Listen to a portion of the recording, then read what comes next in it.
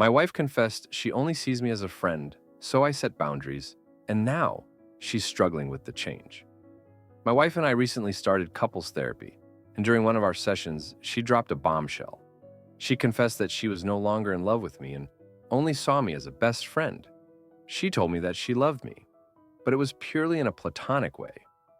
That explained why she had refused to be intimate with me for the past 3 years. She also admitted that she had built up a lot of resentment towards me, and she wasn't even sure why. She thought it might be because I spend more time with our kids than with her. This resentment had gotten so bad that she even started thinking about other men. I was completely blindsided and didn't know what to do until one night when everything changed. My wife came home drunk and begged for intimacy. I initially said no, but she kept pushing until I finally gave in. The next morning, she woke up and said she felt disgusted with herself.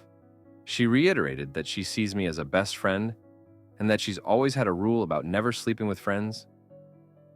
Later that day, we had a deep heart-to-heart. She told me that all she wanted was companionship, basically just to be co-parents and roommates. I asked her what I could do or what it was about me that made her feel this way. Her response was, "I don't know." She said she loves me, but it's not the same. She's been feeling disconnected for years, and our marriage just feels like too much work for her. She's focused only on the kids and values my role as a co-parent. But that's all she wants from me right now. I was heartbroken and had no idea how to proceed.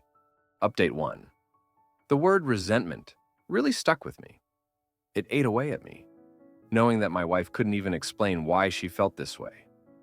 During another session with our therapist, we talked about how long we've been together. 15 years of marriage, together since we were 14. We reflected on how having kids at 19 changed everything. We've faced poverty, countless hardships, and we haven't had much of a social life for the last 10 years because we were so busy raising our kids, who are now 12 and 14. Our therapist asked my wife a lot of questions, and almost all of her answers revolved around the kids. It felt like she was afraid to admit that maybe, just maybe, she was unhappy with how things turned out because she'd feel guilty, like she was implying she regretted having our kids. I pointed this out, and our therapist encouraged her to think about her life from her own perspective, outside of being a mother. This seemed to hit a nerve. My wife eventually admitted that she was frustrated about all the things she missed out on. Not other partners or partying, but friendships. She felt isolated, and that had taken a toll on her. I reminded her how important it is to have friends and to take time for herself. Something we'd talked about before, but never really acted on because we were so focused on the kids. Then, I had a realization. I asked her if she was upset with me for getting her pregnant so young. She paused and then admitted that she was, but she knew it was unfair since it takes two to tango. This felt like progress because it gave us something tangible to work on. We agreed to start making time for friendships, both individually and together. But when I asked her what her plan was moving forward, she said the same thing she'd been saying. No desire for intimacy, lots of love for me, but not in a romantic way. She said our marriage just felt like too much work, and she didn't have it in her to keep trying. I told her that I couldn't accept this.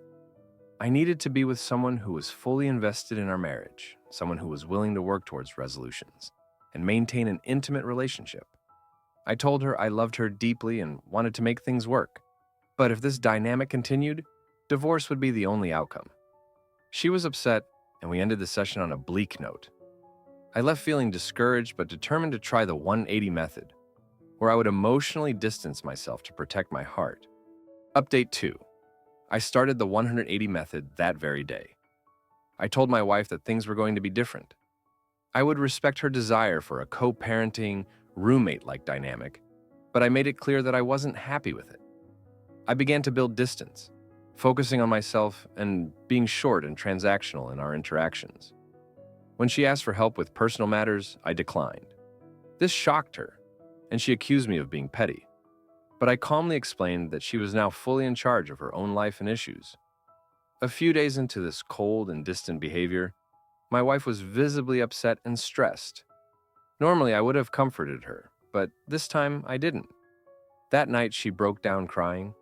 telling me she was stressed and worried about my indifference. I simply reminded her that this was the dynamic she wanted.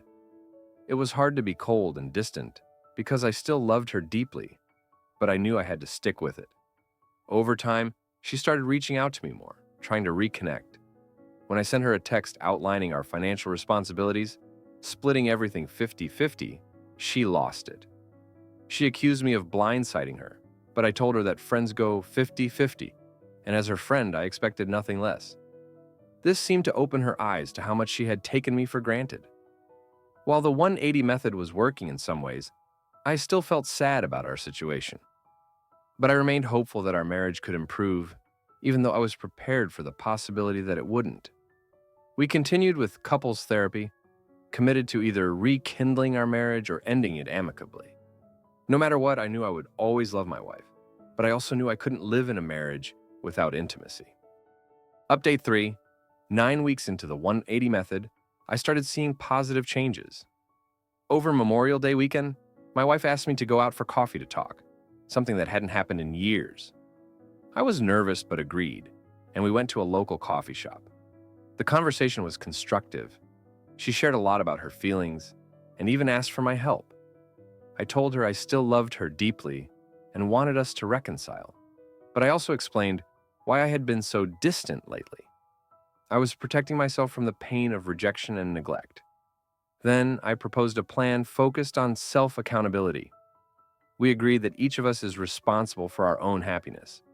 We need to communicate openly, and we should make lists of our needs and wants. We set a deadline, Memorial Day 2025, to evaluate our progress and decide if we're happy. If not, we would divorce, knowing we did everything we could to make it work. The conversation ended on a hopeful note. We hugged, and for the first time in a long while, I felt a glimmer of hope. We agreed to work on ourselves and our marriage.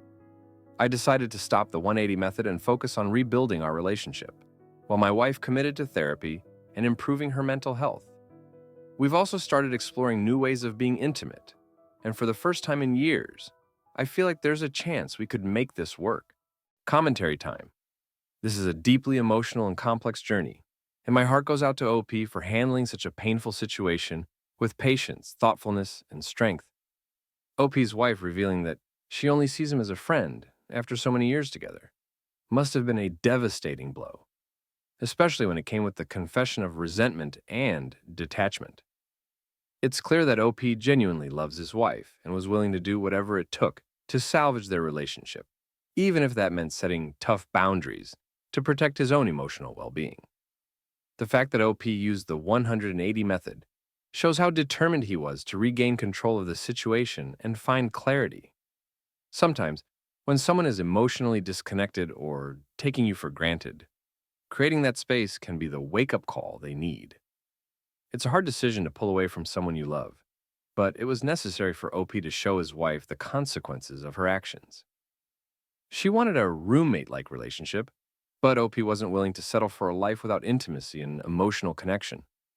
His decision to split financial responsibilities 50-50 was a way of showing that if they were just friends, the relationship dynamics needed to reflect that.